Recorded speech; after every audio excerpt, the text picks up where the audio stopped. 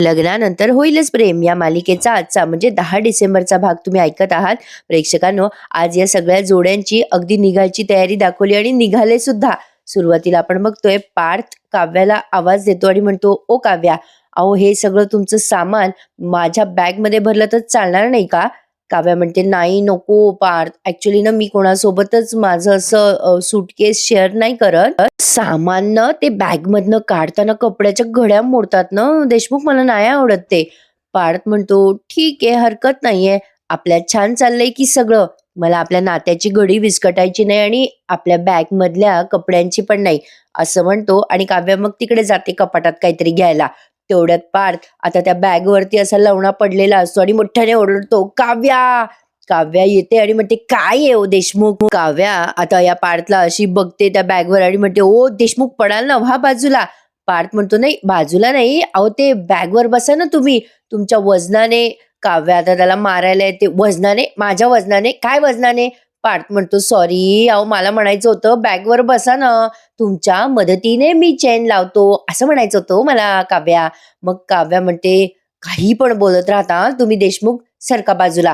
काय भरलंय त्या बॅग मध्ये बघू तरी.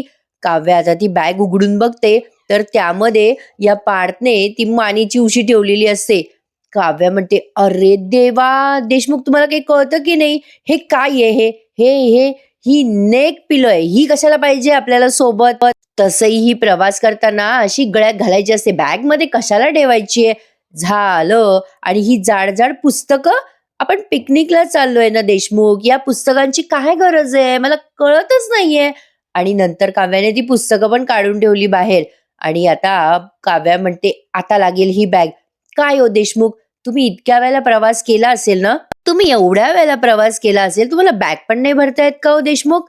पार्थ आता तिला लाड म्हणतो, येते ना, बॅग भरता येते. आतापर्यंत मला अशी बॅग भरायला कुठल्याच मुलीने मदत नाही केली ना, माझ्या मैत्रिणीने नाही किंवा माझ्या रूममेटने पण नाही. काही आहे ना, असं म्हटलं की थोडं मेस्टअप करावं, तेवढंच जरा छान तुम्ही निस्तराल ना. आणि काव्या, तुम्ही ते छान निस्तरलं सुद्धा, थँक्यू, आवडलं मला, असं तो तिला लाड बोलतो. पण काव्या आता ते सगळे पुस्तकं वगैरे बाजूला ठेवते आणि ती बॅग नीट व्यवस्थित लावून घेते. आणि मग पार्थ ते जॅकेट आणायला गेलाय कपाटात, म्हणजे कपाटात नाही गेला तो त्या कपाटाच्या जवळ गेलाय. आता त्यातनं त्याने ते पिवळं जॅकेट घेतलंय, जे या मालिकेला अगदी सुरुवातीपासून बघताय, पहिल्या एपिसोड पासून त्यांना माहित असेल की हे पिवळं जॅकेट काव्याने जीवाला गिफ्ट केलेलं असतं. आणि पार्थला तो येलो कलर आवडतो म्हणून त्याने ते न विचारता जीवाकडून घेतलेलं असतं. आता काव्या ते जॅकेट बघून जरा डिस्टर्ब होते. पार्थ म्हणतो, हे जॅकेट ठेवा ना बॅग मध्ये, अहो तिथे थंडी असते ना, राहू द्या त्यात. मग काव्या थोडी डिस्टर्ब होते आणि म्हणते, हे जॅकेट? पार्थ म्हणतो, हो जीवाचं आहे हे जॅकेट, त्याचंच होतं, पण मी घेतलं त्याच्याकडनं, ते माझं झालंय आता. आपण जिथे जाणार आहे तिथे थंडी आहे ना, हे तुम्ही घालता का काव्या, छान दिसेल तुम्हाला, असं म्हणून आता तो काव्याच्या अंगाला ते जॅकेट लावतो. पण आता पार्थचं ते जॅकेट लावलेलं काव्याला आवडत नाही, ती बाजूला सरकवते. पार्थ म्हणतो, काय झालं काव्या? काव्या म्हणते, नको अहो देशमुख, हा रंग ना मला आवडत नाही, ते ते ना ते त्यांचं आहे, त्यांना द्या. नाही म्हणजे जन्मजयचंच आहे ना हे जॅकेट, त्यांचं त्यांना देऊन टाका हो परत, तुम्हाला आवडलंय ना, तुमच्यासाठी दुसरं आणू आपण, असं. पार्थ म्हणतो, हो. काव्या म्हणते, हो हो, आणेल मी जॅकेट तुमच्यासाठी नक्की, पण जे ज्याचं आहे ना ते त्यालाच मिळू देत. पार्थ म्हणतो, हो बरोबर बोललात आता तुम्ही काव्या, जे ज्याचं आहे ते त्यालाच मिळू द्यात, मी आलोच हे जॅकेट परत करून, जीवाला देऊन टाकतो हे जॅकेट, असं म्हणतो. आणि ते जॅकेट घेऊन चालला जातो. हे जॅकेट मोठ्या प्रेमाने काव्याने जीवाला गिफ्ट केलं होतं. आणि एक छोटीशी अशी ओढणी होती, ती पार्थने नंदिनीला गिफ्ट केली होती. आणि ती ओढणी सुद्धा काव्याने घेऊन टाकली होती नंदिनीकडनं. असा हा गडबड घोटाळा आहे बाबा. असो. आता काव्या पार्थ गेल्यावर मनाशीच विचार करते, तिला ते वाक्य आठवतं पार्थचं, जे ज्याचं आहे ते त्यालाच मिळू दे म्हणून. काव्या मनात विचार करते, बरोबर आहे पार्थ, तुमचं हे जॅकेट तुमचं कधी नव्हतंच, पण जे तुमचं आहे ते मात्र तुम्हाला आता मिळणारच आहे. इट्स ओके काव्या, अगं आता सगळं छान होणार आहे, काळजी करायसारखं काही नाहीये. आणि आता ती तिच्या बॅगवरनं हात फिरवत फिरवत विचार करते, काव्या आता सुरुवात झाली आहे बरं का सगळ्याची, आणि आता भूतकाळामध्ये गुंतायचं नाहीये, त्यातून मोकळं व्हायचंय तुला. जीवाशी मैत्री केली तशी भूतकाळाशी पण मैत्री करायची. आता त्याचं ओझं घेऊन फिरायचं नाही. 16 डिसेंबरची पार्टी झाली की की माझ्या आणि जीवाच्या भूतकाळाबद्दल मी पार्थला सांगून टाकेल आणि या ओझ्यातून कायमची मुक्त होईल, कायमची.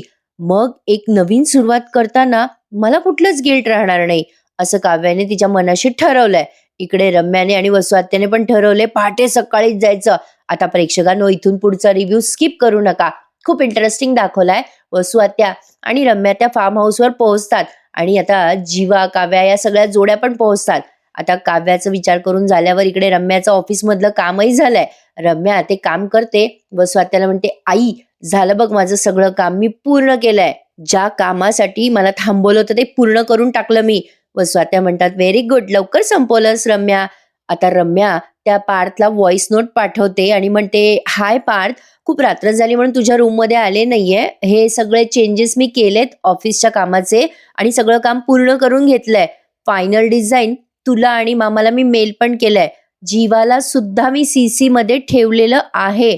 त्यामुळे मी आणि आई ना सकाळी पहाटे निघतोय, म्हणून इतक्या लेट नाईट तुला व्हॉइस नोट पाठवत आहे आणि सेंड करते त्याला व्हॉइस नोट. आता सगळी कामं झाली बरं का आई. रम्या म्हणते, आई आपण यांच्या विरोधात पुरावे आणायचे म्हणजे आणायचेच. तू बरोबर म्हणत होतीस. आपण उद्या पहाटे अंधारातच निघूयात, म्हणजे या सगळ्यांची तोंडच बघायला नको. आता या दोघींना फोटोग्राफ्स मिळतात बरं का, काव्या आणि जीवाचे. आता वसुआत्या म्हणतात, रम्या तू बरोबर बोलतेस, आपल्याला उद्या पुरावे मिळायलाच हवे. आपल्याला जर उद्या त्यांच्याबद्दल पुरावे मिळाले ना तर यांच्या सुखाला चांगला सुरुंग लावता येईल आपल्याला. आता तू बघच मी काय काय करते, असं काहीतरी त्यांनी ठरवलंय दोघींनी. आणि आता पहाटे पहाटे सगळे निघालेत बरं का. आता जीवा, काव्या, पार्थ, नंदिनी खूप असे मस्त फॉर्मल रेडी झालेत, म्हणजे ट्रिपला जाताना जीन्स टी शर्ट घालतात ना तसं. आता मानिनी बाई खूप कौतुकाने पाहते दोन्ही सुनांकडे. नंदिनीने पण जीन्स घातली आहे आणि हेअरस्टाईल खूप गोड केली आहे नंदिनीने. त्यातल्या त्यात काव्याची हेअरस्टाईल मला तर फारच आवडली आहे. मला माझे कॉलेजचे दिवस आठवले. माझी हेअरस्टाईल सेम अशीच होती कॉलेजला असताना. मानिनी आता या चौघांना बघते आणि म्हणते, अगो बाई काय गोड दिसू लागले चौघ जण. काव्या स्माईल करते, जीवा, पार्थ, नंदिनी सुद्धा. नंदिनी पण दिसणार आहे तुम्हाला जीन्स मध्ये बघा. नंदिनीने छान ब्लू असा टॉप घातलाय, काव्याने ऑरेंज घातलाय. तेवढ्यात आता विक्रम येतात. अगं गोड दिसणारच माझे सुना आणि पोरं. अरे माझे पोरं आहेत आणि माझ्या सुना आहेत त्या. देशमुखचे पोरं कसे हँडसम आहेत, कमालच दिसणार. आता ही मानिनी दृष्ट काढते बरं का पोरांची अशी हाताने. मग मानिनी म्हणते, तुमचं काय हो देशमुख मध्ये मध्ये, काय हो मुलं तुमच्यावर गेली हे मी समजू शकते, सुना कशा जातील हो तुमच्यावर. सुना त्यांच्या आई वडिलांवर गेल्यात, तुम्ही मध्ये मध्ये घुसत जाऊ नका हो विक्रम. पार्थ म्हणतो, ए आई तुझ्या सुनानं का छान दिसतात माहितीये का, कारण त्या आमच्या बरोबर आहेत. मानिनी म्हणते, ओगो बाई बर. विक्रम म्हणतात, सही जवाब. पार्थ सही जवाब. जीवा म्हणतो, बाई कमाल बोललास हं. विक्रम म्हणतात, अरे पोरांनो आज सुट्टी होती बरं का, मग सकाळीच किचन मध्ये शिरलो, तुमच्यासाठी गुलाबजाम केले, खा एक एक घास खा. आता लगेच जीवा म्हणतो, वा मस्तच. नंदिनी, काव्या सगळ्यांनी गुलाबजाम घ्यायसाठी हात पुढे केलाय. तेव्हा पार्थ विचार करतो आपल्या हाताने काव्याला खाऊ घालावं, म्हणून तो असं पुढे करतो बरं का तो गुलाबजाम काव्याच्या. पण काव्या आणि अशी इग्नोर करते, मग असं म्हणजे जस्ट असं दाखवायचं म्हणून काहीतरी दाखवलं. मग विक्रम म्हणतात, खा खा पोरांनो गुलाबजाम खा. अरे आत्ता तोंड गोड करा, पण तिकडे गेल्यावर. मानिनी म्हणते, ओ काय बोलता हो तुम्ही, तुम्हाला काही कळतं का, काय बोलताय काय नाही, जराही कळत नाही. काही कौतुक नका करू पोरांचा, आपली नजर लागेल पोरांना. विक्रम म्हणतात, त्या नजर लावणाऱ्या दोघी गेल्या फिरायला. आणि वसुआत्याचा आणि रम्याचा सीन उगी छोटासा दाखवला. वसुआत्या देवाला नमस्कार करू करू परेशान आहे, बाई माझं प्लॅन हिट होऊ दे, माझा प्लॅन हिट होऊ दे म्हणून. असो, पण एक सांगू का तुम्हाला प्रेक्षकांनो, असाच विषय निघालाय म्हणून कधीही वाईट होतं ना तर ते चांगल्यासाठी होत असतं. जरी वसुआत्याने यांचा भूतकाळ समोर आणला तरी सगळ्या क्लॅरिटी यांना मिळतीलच की. आता जे व्हायचंय त्रास वगैरे तो एकदाच होईल, पण ऍटलिस्ट यांचे आयुष्य सुरळीत चालू होतील, असं एक माझं वैयक्तिक मत आहे. तर बघा आता हे पोरं निघालेत प्रवासाला, आई बाबांच्या पाया वगैरे पडतात आणि निघतात. आता बघा हा, ते पोरं गेल्यावर विक्रम चिडवत म्हणतात मानिनीला, ओ काय मानिनी बाई चला आपण तोंड गोड करायचं का. आता मानिनी म्हणते, काय तुमचं काही चालू असतं बरं का. विक्रम म्हणतात, अगं मी गुलाबजामुन बद्दल बोललो, तुला काय वाटलं. मानिनी गुलाबजाम खात खात म्हणते, गप्पा बसा. आता इकडे यांनी प्रवासाची मस्त मजा घ्यायची ठरवली आहे, छान वाटतंय, मजा येते. काव्या म्हणत असते, मी तर बाबा या ट्रिपला पिकनिक म्हणूनच कन्सिडर करणार आहे, पार्थ म्हणतो मग काय आम्ही स्टडी टूरला चाललोय का? आता तेवढ्या जीवाला त्या ट्रॅव्हलवाल्या बाईचा फोन आलाय बरं का. जीवा त्या बाईला आधी बोलूच देत नाही आणि म्हणतो, "हा मॅडम, आम्ही येतोय, तुम्ही काळजी करू नका. अहो आम्ही वेळेत निघालोय, आम्ही देशमुख आहोत, वेळेचे पक्के आहोत." ती बाई तिकडनं म्हणत असते, "तसे नाहीये सर." मग जीवा म्हणतो, "अहो मॅडम, तुम्ही सूचना द्यायला फोन केला ना, मला माहिती आहे. आमच्या घरी मानिनी मॅडम आहे, त्यांनी बॅग भरून सूचना ऑलरेडी दिल्या आहेत." पार्थ म्हणतो, "विक्रम सर पण आहेत आपल्या घरी, त्यांनी पण सूचनांचं पार्सल दिलंय." जीवा म्हणतो, "मॅडम ऐकलं का?" ती बाई तिकडनं म्हणत असते, "अहो सर माझं ऐका ना." जीवा म्हणतो, "तुम्ही काय बोलताय मला ऐकू येत नाहीये. 1 मिनिटं थांबा. 2चे 4 हात करताना तसे मी 2चे 4 कान करतो. अरे म्हणजे थांबा, मी फोन स्पीकरवर ठेवतो. हां, हां. बोला, बोला. अहो मी फोन स्पीकरवर टाकलाय." आता तिकडनं ती रिसेप्शनिस्ट म्हणते, "sir, madam we are very sorry. तुम्हाला ना तुमची ट्रिप कॅन्सल करावी लागणार आहे." आता पार चिडून म्हणतो, "काय? काय बोलताय तुम्ही हे सगळं?" आता सगळ्यांचे चेहरे भांबावलेले आहेत. आता ही रिसेप्शनिस्ट म्हणते, "अहो सर तुम्ही तिकडे तुमचे हॉटेलमध्ये बुकिंग केलंय ना, इलेक्शनची डेट तिकडे जाहीर झाली आहे. लोकल इलेक्शनमुळे सगळं कॅन्सल आहे हो. म्हणजे पॉलिटिकल लोकांनी आणि सगळ्याच लोकांनी तिथल्या हॉटेल्स बुक केल्यात आणि सर तिथे कुठलेच असं बुकिंग तुम्हाला मिळणार नाही हो सध्या." जीवा म्हणतो, "अरे, अरे काय आहे तुमचं मध्ये?" पार्थ म्हणतो, "मग दुसरं हॉटेल बघा ना." ती बाई म्हणते, "अहो दुसरं हॉटेल पण बुक आहे पार्टीच्या माणसासाठी आणि तुम्हाला साईट सीन पण बघता येणार नाही. रॅली आणि प्रचार सभा आहेत. सॉरी हं सर, म्हणजे मला ना तुमची बुकिंग कॅन्सल करावी लागणार आहे आता. पण सर तुम्हाला रिफंड आम्ही देऊ हं." जीवा चिडून म्हणतो, "अरे थांबा, जरा बंद करा रेकॉर्डेड कॅसेट.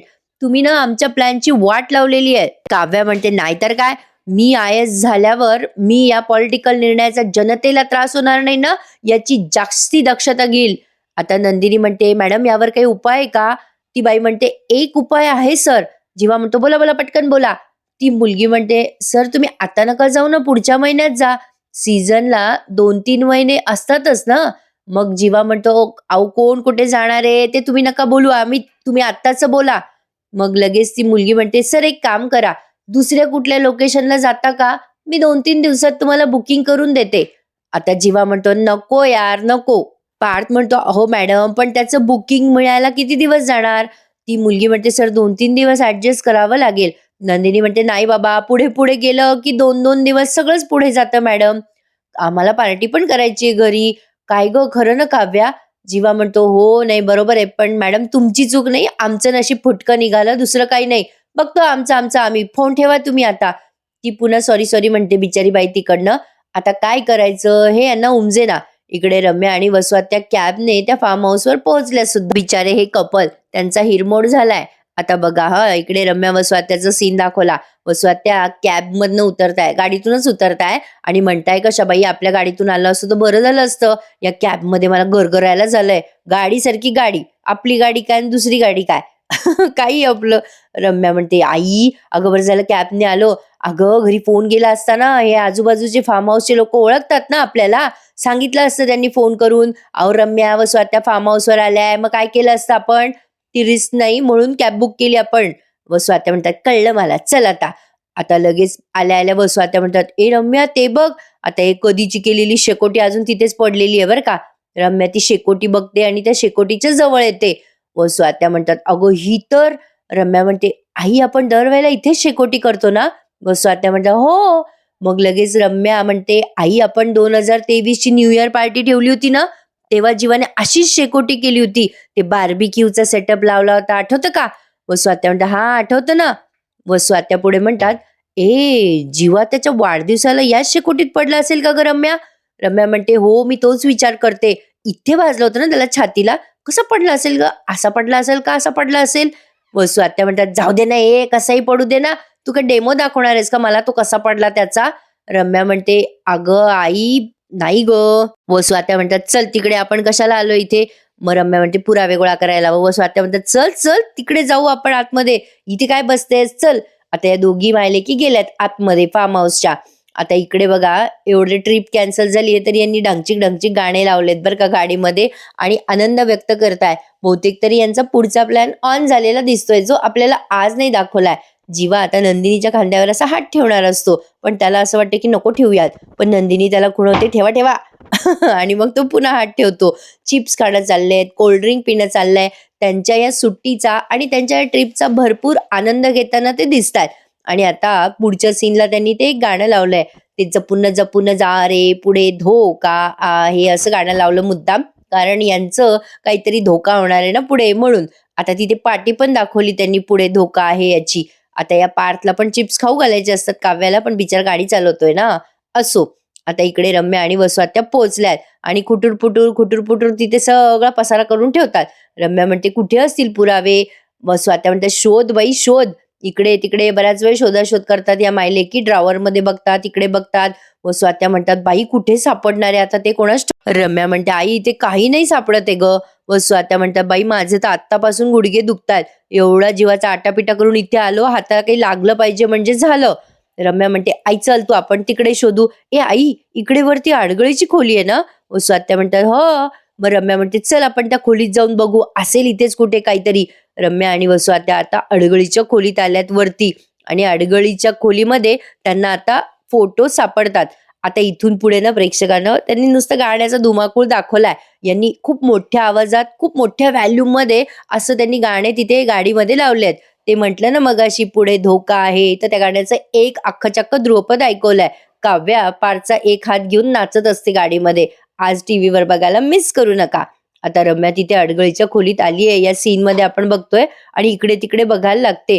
आता वसू आत्या म्हणतात इथे कुठे सापडणार आहे तुला ते पुरावे? तेवढ्यात तिथे एक मांजर येतं बरं का. वसू आत्या घाबरतात. रम्या म्हणते घाबरतेस काय आई, मांजरच होतं ना. वसू आत्या म्हणतात अचानक आवाज आला की दचकायला होतं, तू पण मगाशी घाबरलीस ना. रम्या म्हणते हा ठीक आहे चल. आता बघा प्रेक्षकांनो, एका बॉलला रम्याचा हात लागतो. म्हणजे एका अशा बॉक्समध्ये खूप सारे बॉल्स असतात आणि त्यातला एक हिरव्या रंगाचा बॉल टपक टपक टपक करून त्या पेटीपर्यंत लगली रम्याला घेऊन जातो बरं का. ये बात कुछ ज्यादा लग रही है. आता लगेच रम्या आणि वसू आत्या त्या बॉलचा पाठलाग करतात. हे जरा जास्ती नाही वाटलं का प्रेक्षकांनो? काही आपलं. मग त्या बॉलचा पाठलाग करत करत या दोघी दुसऱ्या अडगळीच्या रूम मध्ये जातात.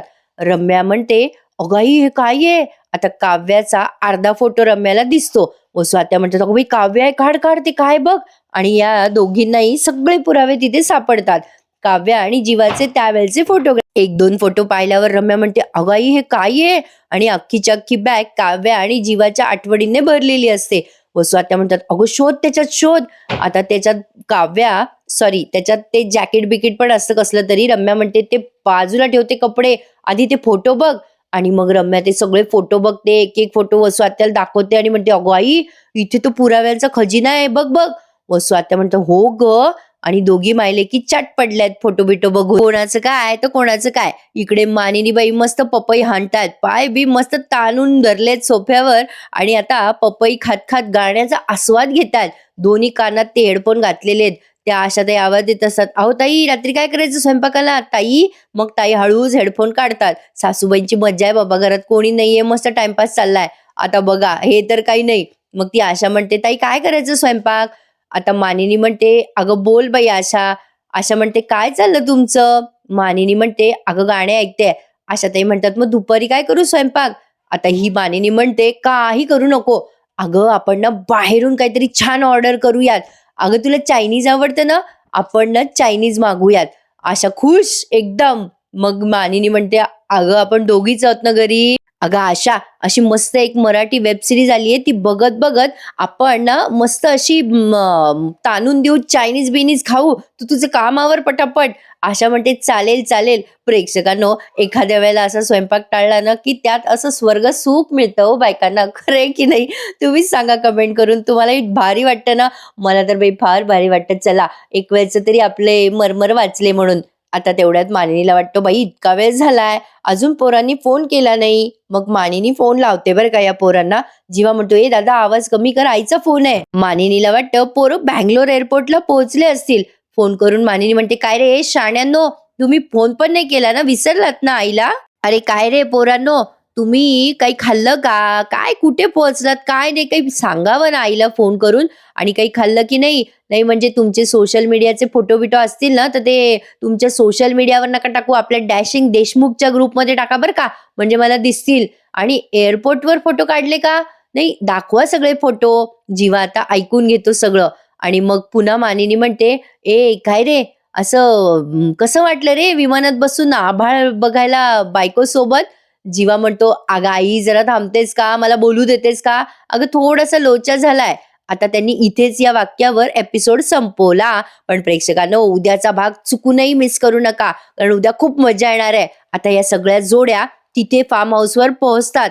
रम्याला ते कसं कळतं कोणास ठाऊक. रम्या वसू आत्याला म्हणते, "आई त्यांचा प्लॅन कॅन्सल झालाय. ते आत्ता इथे येतायत फार्म हाऊसवर."